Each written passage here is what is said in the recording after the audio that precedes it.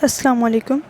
उम्मीद करती हूँ कि आप सब लोग खैरियत से होंगे। हमारा आज का जो टॉपिक ऑफ डिस्कशन है वो है सेकेंड ईयर केमिस्ट्री चैप्टर 4 का oxy acids of phosphorus topic. ठीक है, तो चलिए हम अपना आज का लेक्चर जो है वो स्टार्ट करते हैं।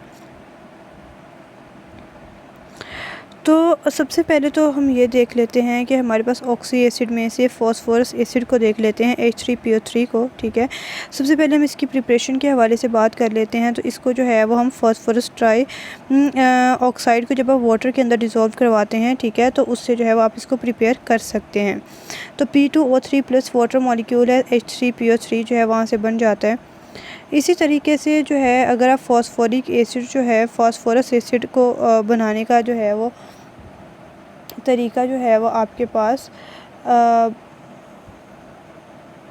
उसको बनाने का जो है वो सेकंड वाला मेथड जो है उसमें होता है कि आप जो है वो फास्फोरस ट्राईक्लोराइड की हाइड्रोलिसिस करवाएंगे। ठीक है, और उससे जो है वो आपके पास फास्फोरिक एसिड जो है वो बन जाएगा। लाइक आप फास्फोरस क्लोराइड का वाटर के साथ रिएक्ट करवाएंगे तो उससे H3PO3 और साथ में HCl बना। ठीक है, तो ये आपके पास इसका एक और प्रिपरेशन का मेथड है। अगर आप फास्फोरस एसिड की प्रॉपर्टीज़ के हवाले से बात करें तो ये वाइट क्रिस्टाइन सॉलिड होता है। ठीक है, जिसका जो मेल्टिंग पॉइंट होता है वो 73.6 डिग्री सेल्सियस जो है वो होता है। अगर आप इसके रिएक्शंस के हवाले से बात करते हैं तो ये जो है फास्फोरस ट्राई ऑक्साइड जो है या फास्फोरस एसिड जो है वो फॉस्फीन के अंदर जो है वो चेंज हो जाता है। ठीक है, और इसके अलावा ऑर्थोफॉस्फोरिक एसिड वगैरह जो है उसके अंदर चेंज हो जाता है। मतलब ये फॉस्फीन और ऑर्थोफॉस्फोरिक एसिड के अंदर जो है वो चेंज होता है जब आप इसको हीट करते हैं। H3PO3 से H3PO4 प्लस PH3 जो है वहाँ से बन जाता है। सेकंड इसकी प्रॉपर्टी ये है कि ये पावरफुल रिड्यूसिंग एजेंट होता है और ये CuSO4 और AgNO3 वगैरह को जो है वो रिड्यूस कर देता है उनकी मेटालिक स्टेट में। ठीक है, तो ये उसके लिए जो है वो हमारे पास रिएक्शंस हैं दो। ठीक है, जिसमें जो है वो फॉस्फोरिक एसिड जो है वो कॉपर सल्फेट और वाटर के साथ रिएक्ट करके उसने H3PO4 H2SO4 और कॉपर बना दिया। दूसरे नंबर पे उसने H3PO3 जो है AgNO3 प्लस NH4OH के साथ रिएक्ट करवा के H3PO4 NH4NO3 और वाटर और साथ में जो है वो हमारे पास सिल्वर बना दिया। तो ये जो है वो इसके दो प्रिपरेशन के तरीके हो गए, सॉरी दो रिएक्शंस हो गए। उसके अलावा जो है ये ऑक्सीजन के साथ रिएक्ट करके ऑर्थोफॉस्फोरिक एसिड जो है वो बना देता है। लाइक आपके पास जो है वो H3PO3 है, वो ऑक्सीजन के साथ रिएक्ट करेगा तो उससे H3PO4 जो है वो बना देगा। नेक्स्ट जो है वो हमारे पास फॉस्फोरिक एसिड जो है इसके हम रिएक्शंस देख लेते हैं।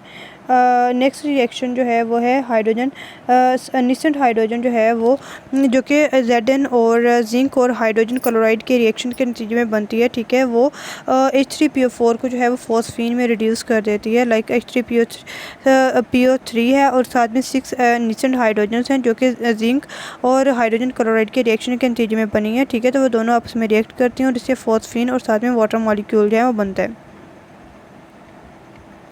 नेक्स्ट जो है वो हमारे पास है ऑर्थोफॉस्फोरिक एसिड। ठीक है, जिसका फार्मूला होता है H3PO4। ठीक है, तो अब जो है वो हम इसके प्रिपरेशन के जो है वो तरीके देख लेते हैं। तो इसको जो है वो सबसे पहले हम फॉस्फोरस पेंटा ऑक्साइड को जो है जब हम वाटर के अंदर डिज़ोल्व करवाते हैं तो उससे जो है वो हमारे पास ऑर्थोफॉस्फोरिक एसिड जो है वो बन जाता है।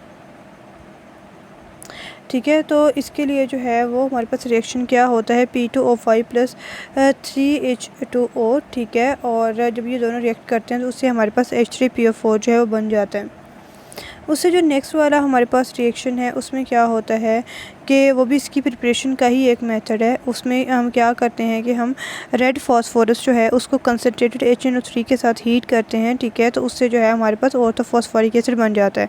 फॉस्फोरस प्लस जो है वो HNO3 है और H3PO4 प्लस 5NO2 और साथ में वाटर मॉलिक्यूल जो है वहाँ से बनता है। नेक्स्ट इसकी जो प्रिपरेशन का तरीका है वो ये है कि आप फॉस्फोरस पेंटाक्लोराइड को लें। ठीक है, और उसको जो है वो आप हाइड्रोलाइज़ कर दें और उससे जो है वो आपके पास ऑर्थोफॉस्फोरिक एसिड जो है वो बन जाएगा। तो ये उसका जो है वो नेक्स्ट रिएक्शन जो है वो दिखाया गया है। नेक्स्ट इसको प्रिपेयर करना, अगर आपने इसको लार्ज स्केल के ऊपर प्रिपेयर करना हो तो उसके लिए आप क्या करेंगे, आप फॉस्फोराइट जिसको आप बोनेशियस भी बोलते हैं उसका मिक्सचर लेंगे और उसको सैंड के अंदर जो है वो मिक्स कर देंगे, ठीक है। और उसको जो है वो एक इलेक्ट्रिक फर्नेस के अंदर जो है वो हीट करेंगे तो उससे आपके पास फॉस्फोरस पेंटाऑक्साइड बन जाएगा, जिसको आप देन हॉट वाटर के साथ जो है वो ट्रीट करवा के तो फॉस्फोरिक एसिड जो है वो ले सकते हैं। जैसे कि आपके पास जो है वो फॉस्फोराइट है CH3PO4 की ट्वाइस, उसको आपने सैंड के साथ SiO2 के साथ रिएक्ट करवाया तो उससे आपके पास CaSiO3 और P2O5 जो है बन गया। अब वो जो P2O5 बना उसको आपने हॉट वाटर के साथ रिएक्ट करवाएंगे तो आपके पास जो है ऑर्थोफॉस्फोरिक एसिड जो है वो बन जाएगा। अगर आप इसकी प्रॉपर्टीज़ के हवाले से बात करते हैं तो ये कलरलेस डेलिक्वेसेंट क्रिस्टलाइन सॉलिड होता है जो कि 41 डिग्री सेल्सियस के ऊपर मेल्ट करता है और ये वाटर के अंदर जो है वो सॉल्युबल होता है। और इसके अलावा जो है वो ऑर्थोफॉस्फोरिक एसिड जो है ये एक ट्राइबेसिक एसिड होता है, मतलब ये 3 दफ़ा जो है सोडियम हाइड्रोक्साइड या किसी भी जो है वो आप कह लो कि अल्कली के साथ रिएक्ट करके तो हमारे पास 3 सीरीज़ जो हैं वो सॉल्ट की बनाता है। जैसे कि H3PO4 ने NaOH के साथ रिएक्ट किया तो NaH2PO4 बन गया, ठीक है। फिर जो है NaH2PO4 ने NaOH के साथ रिएक्ट किया तो Na2HPO4 बन गया। तो दोबारा इसको जो है वो हमने NaOH के साथ रिएक्ट करवाया तो NH3PO4 बन गया। तो हर स्टेप के ऊपर एक जो सोडियम है वो एक हाइड्रोजन को जो है वो रिप्लेस कर रहा है, तो इस वजह से हम बोलते हैं कि ये एक ट्राइबेसिक एसिड है। अगर हम इसकी जो है वो उसकी प्रॉपर्टीज़ के हवाले से बात करते हैं तो ये एक कलरलेस डेलिक्वेसेंट क्रिस्टलाइन सॉलिड होता है जो कि 41 डिग्री सेल्सियस के ऊपर जो है वो मेल्ट करता है और इसके अलावा जो है ये सॉल्युबल होता है वाटर के अंदर, ठीक है। तो ये वही वाली स्लाइड जो है वो रिपीट हो रही है, ठीक है। यही आई थिंक सो, ठीक है, रिपीट नहीं हुआ, ठीक है, सही जा रहे हैं हम। और इसके अलावा जो है अगर आप इसको हीट करते हैं और तो इसमें जो है वो वाटर मॉलिक्यूल को ये लूज़ करता है, ठीक है। तो ये अपने पायरो और मेटाफॉस्फोरिक एसिड के अंदर जो है ये आप कह लो कि कन्वर्ट हो जाता है। लाइक H3PO4 जो है 240 डिग्री सेल्सियस के ऊपर हीट करके तो H4P2O7 बना दिया उसने, और देन आप इसको 316 डिग्री सेल्सियस के ऊपर जब हीट करेंगे तो ये दोबारा से वाटर मॉलिक्यूल को जो है वो रिलीज़ करेगा और H3PO3 जो कि मेटाफॉस्फोरिक एसिड है वो बना देगा। तो यही हमारा आज का लेक्चर था। आई होप कि आपको समझ आ गया होगा। अगर कोई क्वेरी हो या किसी समझ ना आया हो तो आप कमेंट सेक्शन में पूछ सकते हैं। अल्लाह।